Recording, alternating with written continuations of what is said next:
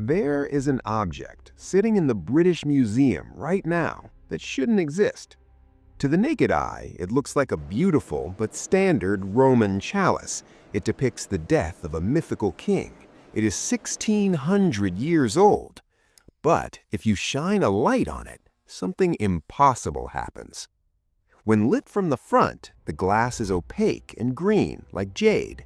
But when you place a light inside the cup, the glass transforms. It turns a glowing, translucent blood red.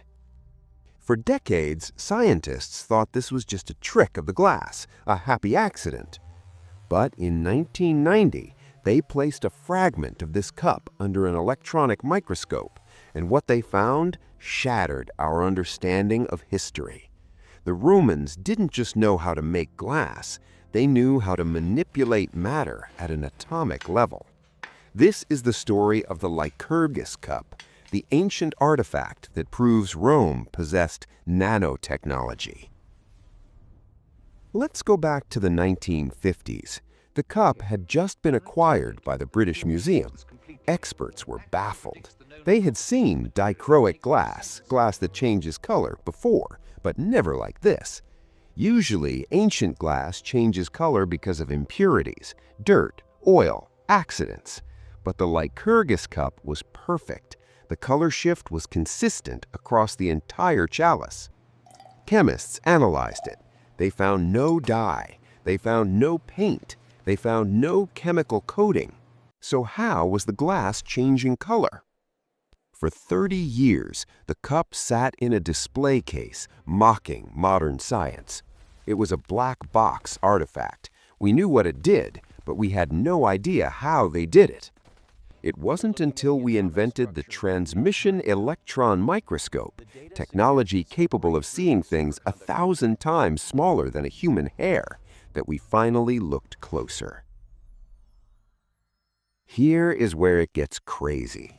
When scientists zoomed in on the glass, they found metal, gold, and silver. But not just flakes of gold. The Romans had ground the gold and silver down into nanoparticles. To understand how insane this is, you need to understand the scale. These particles were 50 nanometers in diameter. That is less than 1,000th the size of a grain of salt. That is the exact same scale we use today for advanced medical diagnostics and carbon fiber engineering. Here's the physics of it. When light hits these specific nanoparticles, the electrons vibrate. Depending on the angle of the light, those vibrations eliminate the green spectrum and only let the red spectrum pass through. This isn't magic, it is quantum physics, and somehow a craftsman in a workshop in Rome in the 4th century figured it out. Now, the skeptics will tell you this was an accident. They say, the Romans just ground up some gold dust, threw it in the furnace, and got lucky. But that theory has a massive hole in it, the ratio. The analysis showed that the mixture was exactly 33 parts gold to 67 parts silver, and the particles were almost all exactly 50 nanometers.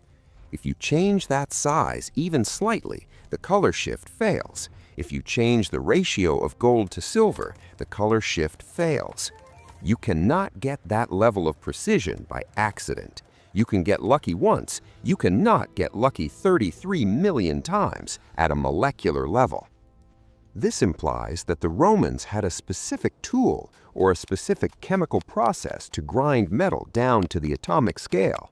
They called it the flux. And the scariest part, this probably wasn't the only one. We have found other fragments of similar glass in Roman trash pits. This suggests that the Lycurgus Cup wasn't a one-off miracle. It was a product line. It means there were workshops in Rome producing nanotechnology 1,600 years before we invented it. They were using it for art, but what else were they using it for?